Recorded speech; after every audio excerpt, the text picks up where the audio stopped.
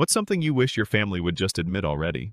They raised their glasses high, crystal catching the soft yellow glow of the chandelier, and the words slid out of Rachel's mouth like butter melting on a knife. So smooth, so practiced. Like she'd rehearsed the toast in front of the mirror with her favorite lipstick and a smirk that could slice through bone. To the winners in the family, she said, and the entire room, our entire family, echoed it back with a chorus of half-drunk laughter and gleaming pride, all of them looking toward Eli, who had just closed a multi-million-dollar deal with his tech startup.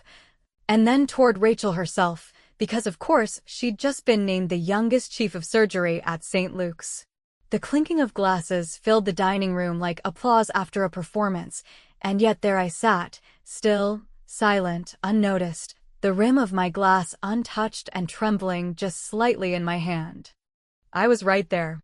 I wasn't late. I hadn't forgotten the date or flaked out like they always assumed I would. I had helped cook the damn mashed potatoes and even brought that bottle of Napa Red that cost me more than I wanted to admit, just to make sure no one had anything to complain about. And still, not one head turned toward me. Not even a glance. My name wasn't mentioned. Not even as a joke. Not even as a throwaway. It was like I had dissolved between the baked brie and the Brussels sprouts, like I'd never existed at all. I should have expected it. I should have known that this dinner wasn't about family, not really. It was about showing off. It was about stacking trophies on the table next to the rolls and smiling wide for the annual Carter family victory lap. They never remembered the blood under the carpet, just the shine on the surface. And so I sat there, my smile frozen, my teeth clenched so hard my jaw ached, while Rachel told another story about how she barely made it through med school because she was so tired from pulling double shifts, forgetting entirely how I used to drop off food at her apartment because she couldn't afford groceries some weeks and never had time to cook. And Eli, God bless him, was now talking about some app he built that changed the way rural communities handle logistics, which sounded impressive enough until you remember that 5 years ago he called me crying because he didn't know how to pay rent. And I quietly wired him $2,000 from my savings and told him not to tell Mom and Dad. They don't talk about that part. They never have. Rachel, in her green silk blouse that screamed promotion, raised her glass again, this time toward our parents, saying something about how their unshakable support made all of their success possible, and everyone laughed because it was polite and safe. And no one really wanted to dissect what kind of support came from two people who barely knew how to ask about your day without redirecting the conversation to themselves. But I nodded, because that's what I do. I nod, I smile, I play the part of the emotionally responsible one, the therapist, the sponge. I carry the water and they drink the wine. At one point, Mom leaned toward me, her voice syrupy and soft, and whispered, "You'll figure it out eventually, sweetie. Some people bloom late." And I looked at her, really looked at the woman who used to call me at 2 in the morning because she couldn't sleep, because Dad was coughing blood again, because Rachel was too busy to answer her phone, and Eli never had minutes on his burner back then. I was the one who picked up. I was the one who stayed. I was the one who kept the stitches from unraveling. But tonight, I was just the ghost in the family photo, the one who never quite smiled right, the one who always looked like she was thinking too much, caring too much, feeling too much. They didn't toast me because they didn't think I counted. Or worse, they forgot I existed at all.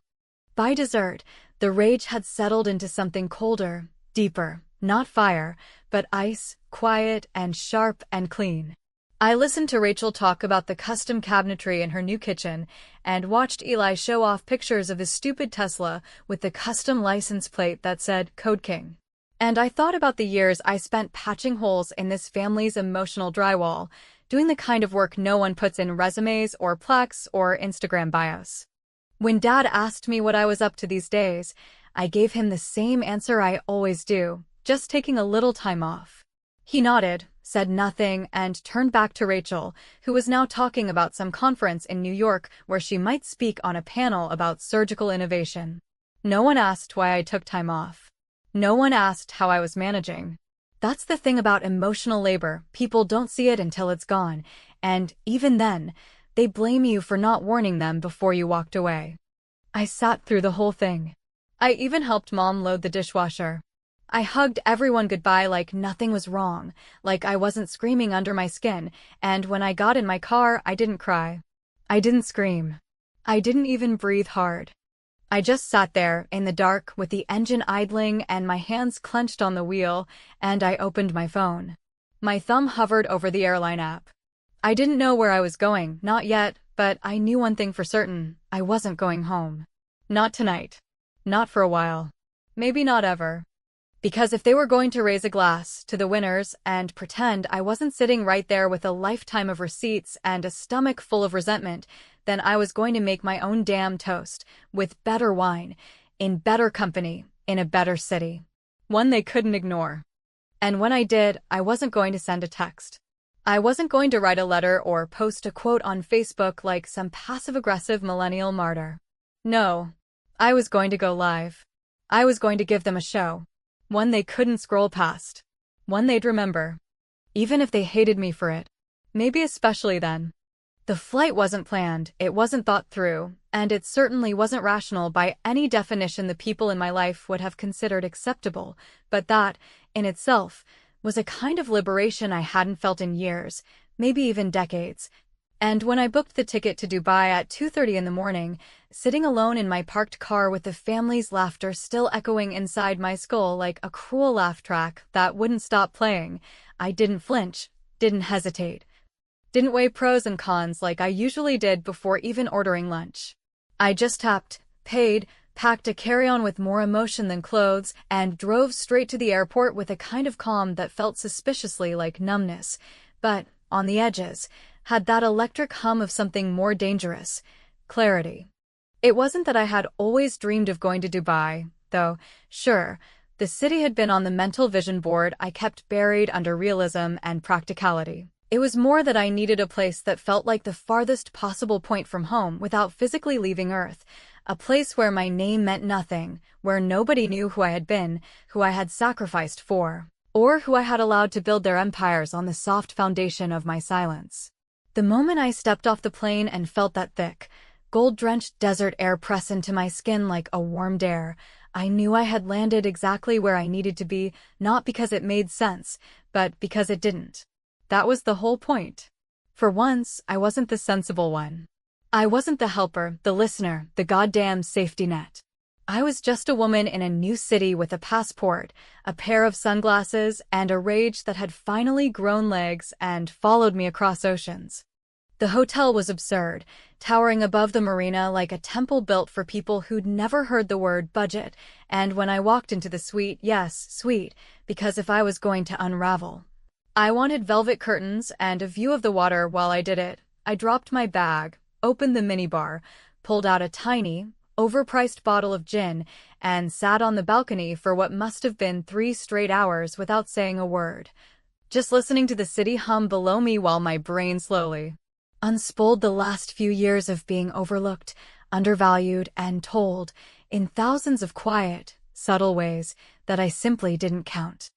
I didn't post anything that first day, not really, but I did scroll, through the family group chat, through Instagram, through Facebook, watching as Rachel uploaded perfectly filtered photos of the dinner table, tagging everyone but me.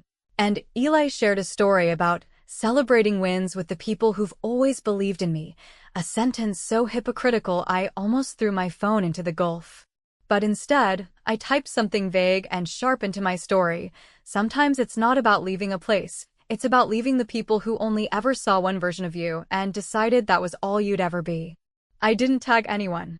I didn't need to. The ones it was meant for would recognize the weight of the blade. By the end of the day, the DMs started rolling in: old high school friends asking if I was okay, a former coworker who used to call me the team mom sending heart emojis and saying how much they missed me, and, more interestingly, a few strangers, friends of friends, replying with "this hit hard" or "I feel seen," which surprised me more than I want to admit, because for a moment I thought maybe I wasn't just unraveling for myself, maybe I was cracking open something a little bigger. But then the message came in from Rachel, and all of that evaporated into a cold, familiar bitterness. She wrote, "This is just another one of your dramatic phases. Grow up." 6 words. No punctuation. No context. Just judgment served cold, like she'd been waiting for the moment I did something unpolished, unplanned, unscripted, so she could swoop in and remind me of my place in the pecking order. It was almost laughable. Almost. I stared at that message for a long time, long enough that the screen dimmed and went dark before I finally locked the phone and dropped it on the carpet like it had insulted me personally. Because what she didn't know, what none of them knew, was that this wasn't a phase, and it wasn't a cry for help, and it sure as hell wasn't about acting out for attention. It was a reckoning. Quiet at first, but gathering. Like a storm. That night, I took a long bath in a tub bigger than my first studio apartment and let myself float in silence. No music. No distractions. Just me, the water, and the buzz of something rising in my chest that I couldn't quite name. It wasn't anger anymore. It wasn't even sadness. It was something colder, sharper, purpose. A slow-building hunger for the kind of visibility I'd spent my entire adult life pretending I didn't need, all because I thought being useful would be enough to earn love. But here's the thing no one tells you about emotional labor. It doesn't earn loyalty. It earns dependence. And when you stop providing it, they treat your absence like betrayal instead of burnout. The next morning, I ordered a bottle of champagne with breakfast, not for celebration, not yet, but as a symbol, a reminder to myself that I wasn't here to recover quietly or fade into some anonymous self-care retreat. I was here to be seen. Loudly. On my terms. And not just by strangers in a luxurious city, but by the very people who had pushed me into this disappearance with their selective praise and polite erasure. I took a picture of the view, the skyline pressed against a sun that looked too good to be real, and posted it with one line beneath it, removed myself from the group chat and the country. Best decision I've made in years. The comments came in faster than I expected. Friends. Strangers. Even people I hadn't spoken to since college. Some cheered. Some asked questions. Some said nothing but sent the little fire reaction, which somehow meant more than a paragraph of sympathy. Visibility. It wasn't just about being seen, it was about being witnessed, about refusing to disappear so other people could feel more comfortable. And for the first time in a long time, I felt the ground shift, not under me, but behind me. Like something had broken loose. Like maybe, just maybe, this time I wouldn't go back. Not just to my house. Not just to my family. But to who I used to be before I let other people write the story of my worth. I hadn't written the next chapter yet. But I knew this much, it wasn't going to start with an apology. People love the highlight reel, don't they? The polished surface, the edited edges, the part where the light hits the glass just right and everyone smiles like no one's ever slammed a door or cried in a parking lot after a family dinner.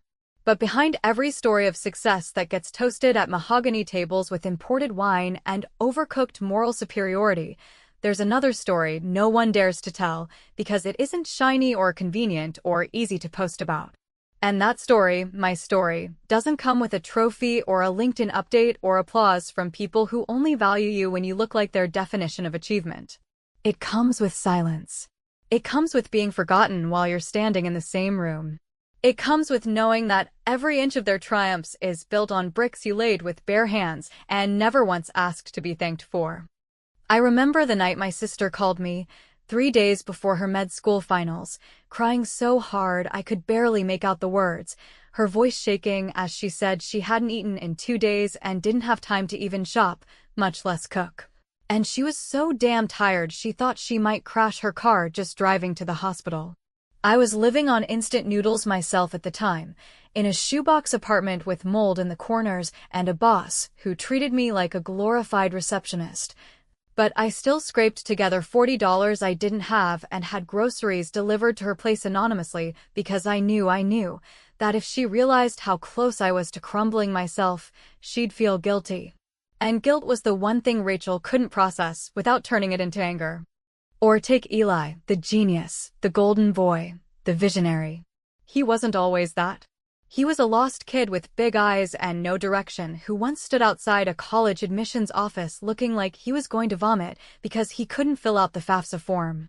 Our parents had no clue how any of that worked. Dad was still writing checks for the electric bill, and Mom thought a 401k was a Bible verse, so it fell to me, like it always did. I sat with him for hours, filled it all out, explained interest rates, walked him through student loans, forged Mom's signature when he forgot to get it in time, and then told him to go inside and act like he belonged there. He did. And the rest, as they say, is history, though no one remembers that part. At the dinner table, he talks about his tenacity and grind, and I sit there with a polite smile, thinking about the nights I edited his college essays after my own 12-hour shifts, thinking that maybe one day he'd say something, anything, to acknowledge it. But he never does. None of them do. They remember what makes them look good. That's the Carter family way. They remember the awards, the scholarships, the bonuses, the real estate. They forget the glue. The stuff that held it all together when it was fragile and close to falling apart. I was that glue. I was the person you called when your car broke down and you didn't want Dad to yell. I was the person who remembered to send flowers when Aunt Rita passed and Mom was too numb to function. I was the one who got up in the middle of the night to walk the dog no one else wanted to deal with after Grandpa died, and it ended up at our place for 6 months. I was the emotional mop, the cleanup crew, the behind-the-scenes fixer. But that role doesn't get you a toast. That role gets you a seat at the end of the table, next to the kids or the coats, with your own glass half empty and your name never mentioned. And maybe I could have lived with that. Maybe I had for years if they hadn't turned it into a joke. That was the part that broke me. Not the forgetting, but the mocking. The way Rachel tilted her head and smiled, that condescending smile she's mastered since age 15, and said, "Melissa's doing her own thing," like my life was a lifestyle blog with no readers. Like my worth had expired somewhere around age 35, and now I was just floating, directionless, some sad little comet circling their perfect solar system. It wasn't just that they didn't see me. It was that they chose not to. I thought about all of this while sitting on that Dubai balcony, the breeze warm but not gentle, like the city itself was challenging me to feel everything I'd tried to bury. And I did. I felt it all. Every unacknowledged favor. Every forgotten birthday I remembered for them. Every plane ticket I bought last minute so I could hold someone's hand through something they couldn't even name. Every story I swallowed to let someone else shine. And still, I didn't cry. I thought I would. I thought the anger and the grief would collapse into tears the moment I had space to let it all out, but instead, I laughed.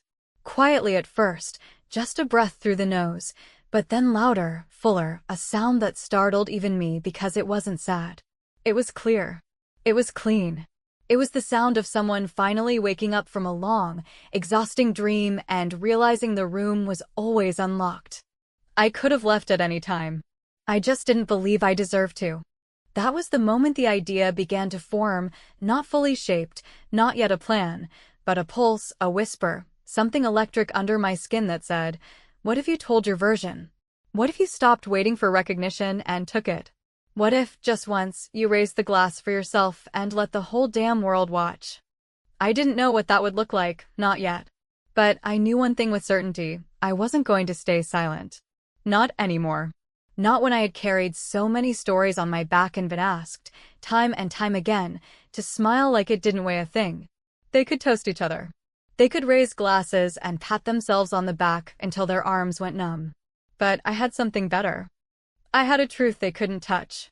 I had a memory sharper than any of their curated timelines. And soon, I'd have an audience. Because when I finally did tell the story, I wasn't going to whisper it in kitchens or scribble it in private journals. I was going to stand somewhere high enough for the whole world to see, with a glass in one hand, and say everything they didn't want to hear loud, unapologetic, and with perfect lighting. There are moments in life when everything sharpens, not in the cinematic way people like to describe in memoirs or in inspirational talks about clarity and self-discovery, but in that unnerving, almost primal kind of way, the kind where your breath slows, your body goes still, and your mind quiets not from peace, but from something more absolute, something final, like the moment before the first domino tips or before the first strike of lightning cracks through a humid sky.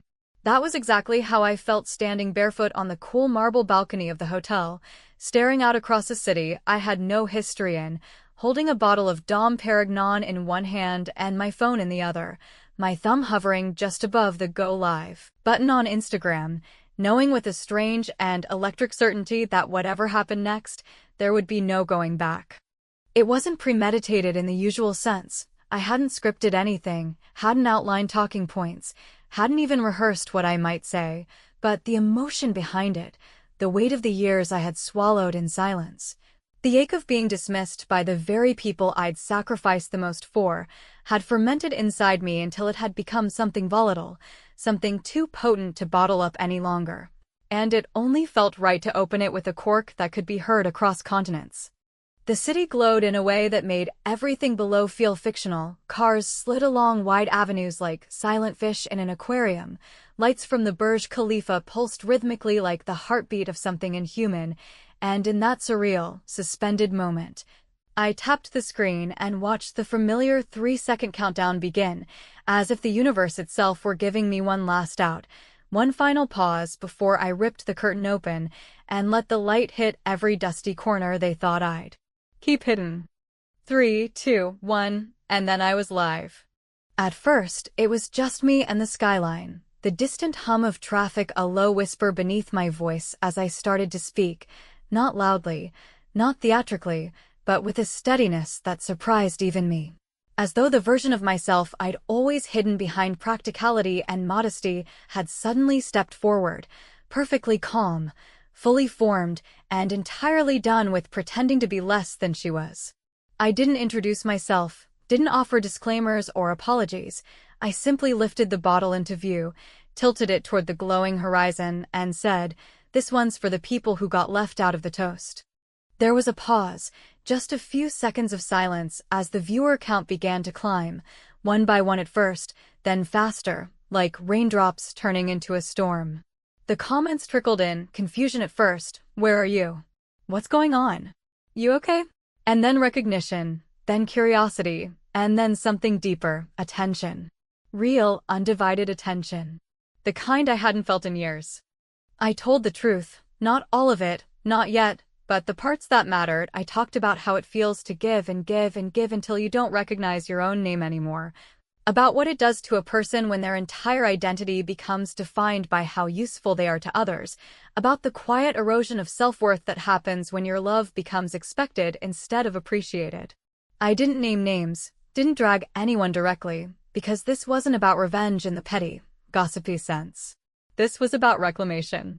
This was about saying, finally, I was there too, not in the photos, not in the speeches, not in the family group texts that became echo chambers for their self-congratulation, but in the trenches, in the background, in the moments that mattered when no one else showed up.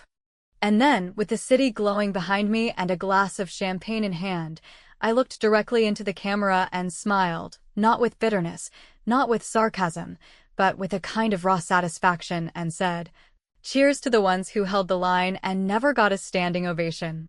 We see you. I see you. And from now on, we toast ourselves." The comments were flooding by then, too fast to read, a cascade of "yes, say that again, damn, this hit hard, and this is exactly how I felt for years," and I felt something in me shift, not crack or break or dissolve, but shift. As though I'd been holding my breath for decades and was finally letting it out. My phone buzzed violently in my other hand with incoming calls, texts, notifications, most of them from people I hadn't heard from in months, or, more pointedly, people who had heard about me in the last 10 minutes. I ignored them all. Because the truth is, the people who rush in when you finally speak up are rarely the ones who held your silence gently in their hands before. They're just curious about the noise. I ended the live stream without ceremony, without a final sign-off or a wave, just a press of the button and a return to stillness. The balcony was quiet again, the city undisturbed, but inside me, and in the thousands of people who had watched, something irreversible had taken place. And then, as if right on cue, my phone lit up with a message that didn't surprise me in the least. "We need to talk. You crossed a line." Rachel, of course. Because that's what happens when you rewrite your narrative. The people who benefited from your silence will always claim that honesty is an attack. But I didn't reply. Not then. I just poured another glass, let the silence stretch, and whispered to no one in particular, "No, Rachel." I didn't cross a line. I finally drew one. The hours that followed the live stream unfolded not like a moment of catharsis that slips quietly into relief, but like the aftermath of a small, calculated detonation. The kind where no one hears the blast until they see the dust rising from the foundation and realize something they thought was solid has shifted permanently, maybe irreversibly. I hadn't expected the attention, not like that, not so immediate, not so feral. I had expected a few friends, maybe a handful of strangers who happened upon it, a slow burn ripple, but what I got was a tidal wave. The view count shot past 10,000 within the first 2 hours, comments racked up in the thousands, and suddenly screenshots of my toast, that raw, glittering moment on the balcony with the skyline bleeding gold behind me, were circulating like wildfire across platforms I hadn't touched in years. I watched it happen not with pride, not even with satisfaction, but with a strange, suspended stillness, as if I had floated up to the ceiling and was watching a version of myself move through a parallel world, one where I was no longer anonymous, no longer the quiet middle sister who took the phone calls but never made the speeches. People were tagging each other, writing essays in the comments, sharing their own stories of being overlooked, dismissed, erased, applauded only when someone else claimed their labor as their own. And for a moment, for a fleeting but searing moment, I felt the weight of all those invisible years lift, not because I had proven anything, but because I had spoken and others had heard. But as always, the spotlight comes with its shadow. It didn't take long for the backlash to seep in, thin at first, like cracks in the wall you think you can ignore, but then widening, deepening, growing louder, until I could feel the judgment humming through every notification. Some called me bitter, ungrateful, immature. Others said I was making a spectacle of my pain, that I should have handled it privately, that families had problems and airing them publicly was selfish, as if the silence I'd swallowed for years hadn't been the real betrayal. Eli texted me a single sentence, short and tight, like a clenched jaw. "You embarrassed all of us." No context. No emotion. Just that brittle edge of entitlement that assumes any deviation from the family script is a personal attack.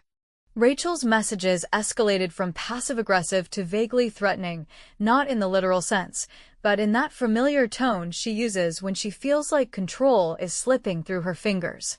She wanted to meet. She wanted me to explain myself. She insisted I had misrepresented the truth, though we both knew I hadn't said anything untrue. I'd simply said it out loud. And that, in our family, was always the greatest sin. I ignored them all. Not because I was hiding and not because I didn't have more to say, but because I had already said what mattered. Anything else would have been a negotiation, and I was done bargaining with people who only valued my silence when it benefited their narrative. I turned off the comments. Not because I couldn't handle them. In truth, I'd never felt more capable, but because I wanted the moment to breathe without being dissected. I didn't want to perform my pain. I wanted to own it, to let it exist without demand, without explanation. The people who understood didn't need more, and the ones who didn't never would. And then, somewhere in that surreal quiet, after the noise had started to ebb and the adrenaline had drained from my body, I found myself staring at a message that had slipped through the chaos, not from anyone I knew, not from a family member or a friend, but from a woman I'd never met. Her name was Laura, or at least that's what the handle said, and all she wrote was, "My sister erased me too." I didn't speak. "You did. Thank you." It was that sentence, not the thousands of likes, not the media outlets that had started picking up the story, not the former coworkers suddenly remembering I existed, but that single, quiet line from a stranger. That made me put the phone down and sit on the edge of the bed for what felt like an entire hour, unmoving, overwhelmed not with triumph but with a deep, aching sorrow. Not just for myself, but for every woman, every sibling, every person who had ever felt like their care, their sacrifice, their love had become invisible currency in a household that only valued what could be framed and displayed. I didn't answer Rachel's call. I didn't call back Eli. I didn't text Mom, though I saw her name appear on my screen 4 times in the space of 10 minutes, no doubt desperate to contain the situation before it spread any further. I let it ring. I let it all ring. Instead, I got dressed. Something simple, breathable, loose, and I stepped out into the hallway, walked past the marble elevator and down the long, quiet corridor until I reached the concierge. I asked about desert tours. Camels. Silence. The kind of experience that promised wide, open space and not a single voice calling my name with expectation. I booked a tour for the next day. Alone. That night, I didn't live stream, didn't post, didn't document. I sat once again on the balcony with the skyline stretching like a mirage in the distance and thought about everything that had led me here, not just the exclusion, not just the silence, but the 1,000 tiny moments where I had chosen to make myself small so someone else could feel big, where I had opted for peace instead of truth, where I had swallowed my own voice to avoid the discomfort of theirs. I thought about every invisible string I had untied over the years so that someone else could walk free and call it flight. And in that final, lingering moment, with the glass nearly empty and the night cooling around me, I didn't think about the people I'd lost. I thought about the space I'd gained. Not clean, not painless, not yet peaceful, but mine. Maybe I would go back one day, not to apologize and not to explain, but just to stand there, calm and unmoved, while they spun themselves in circles trying to decide whether I was the villain or the hero. But for now, I let them wonder. Because for the first time in years, I didn't feel like a footnote in my own life. I didn't feel like a bridge. I didn't feel like the applause between other people's speeches. I felt like the story. And I wasn't finished yet.